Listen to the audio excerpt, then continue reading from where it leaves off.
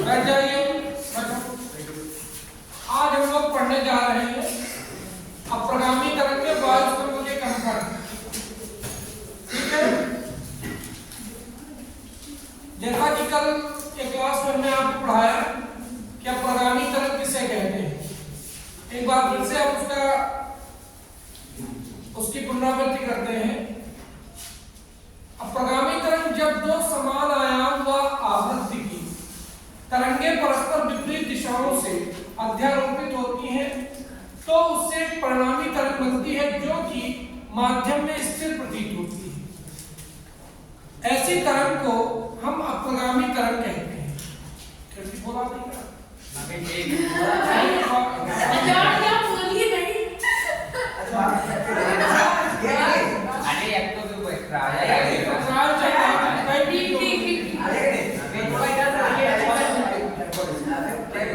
तो उसी सेक्शन में आज हम लोग पढ़ने जा रहे हैं अप्रगामी तरंग में के सेक्शन में वायु स्तंभ में कंपन।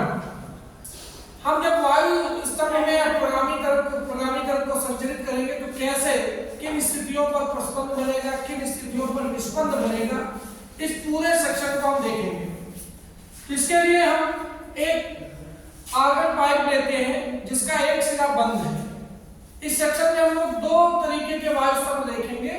एक वायु स्तंभ है एक सिरे पर बंद आर्गन पाइप और दूसरा होगा दोनों सिरों पर खुला आर्गन पाइप। यहाँ पर हम एक सिरे पर बंद आर्गन पाइप की बात करेंगे कि एक सिरे पर बंद आर्गन पाइप में कौन कौन सी आवृत्तियां संभव हैं। क्या जितनी आवृत्तियां हैं सारी आवृत्तियां एक सिरे पर बंद आर्गन पाइप से निकाली जा सकती हैं या फिर केवल कुछ निश्चित आवृत्तियां ही पॉसिबल हैं, इन सबको हम लोग देखेंगे। तो हमने एक सिरे पर बंद आर्गन पाइप लिया। जब पाइप लेंगे तो पाइप के भीतर क्या भरा हुआ माध्यम, वायु भरी हुई है। पाइप के खुले सिरे से हमने एक प्रगामी तरंग को संचरित कर दिया। जब खुले सिरे से प्रगामी तरंग गई और वो जब दूसरे सिरे पर पहुंचेगी तो दूसरा सिरा क्या है आपका, दृढ़ है, वो दृढ़ सिरे से परावर्तित हो जाएगी।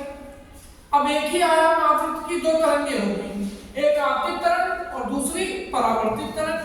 अब जब ये दोनों अध्यारोपित होंगी तो कौन सी तरंग बनेगी, अप्रगामी तरंग बनेगी। अब यहाँ पर देखो, खुले सिरे पर माध्यम के कणों को कंपन की स्वतंत्रता होती है तो निश्चित है खुले सिरे पर प्रस्पंद बनेगा, प्रस्पंद यानी एंटी नोड, और बंद सिरे पर निष्पंद बनेगा यानी नोड बनेगा।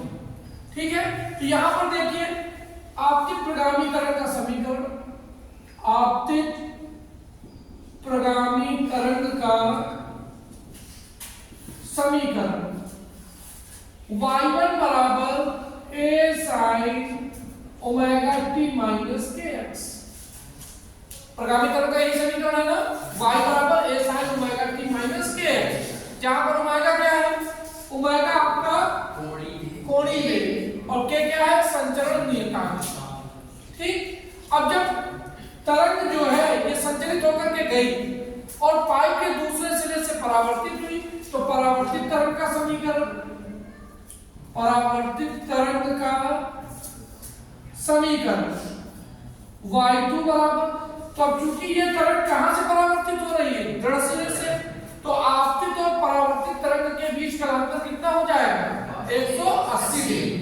तो यहाँ पर परावर्तित तरंग का समीकरण आ गया a sin with in bracket omega t plus kx और प्लस पाई। हम लोगों ने पढ़ रखा है sin 180 प्लस थीटा बराबर माइनस sin थीटा, तो y2 बराबर minus a sin omega t plus kx। ये परावर्तित तरंग का समीकरण हो गया। अब ये दोनों तरंगें इसी वायु स्तंभ में माध्यम में क्या होंगी, अध्यारोपित होंगी, तो परिणामी तरंग का विस्थापन, परिणामी तरंग का विस्थापन अध्यारोपण सिद्धांत से क्या हो जाएगा, y बराबर y1 प्लस y2।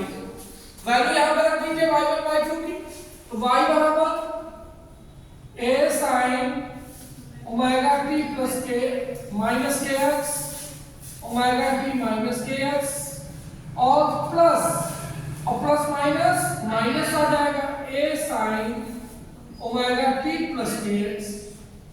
क्लियर? अब यहाँ पर क्या होगा, दोनों देखिए, दोनों उसमें क्या कॉमन आ रहा है, एक कॉमन आ गया, तो y बराबर a को बाहर ले लिया, साइन ओमेगा टी माइनस के x minus sine omega T plus के एक्स। यहाँ पर आप देख रहे होंगे साइन सी और साइन डी, साइन सी माइनस साइन डी का सूत्र लग जाएगा, दो पद साइन में आ गए, एक साइन सी हो गया और एक साइन डी हो गया। तो साइन सी माइनस साइन डी का सूत्र होता है 2 cos c minus 2 cos c plus d by 2 into sine c minus d by 2। यहाँ पर आ जाएगा y बराबर 2 cos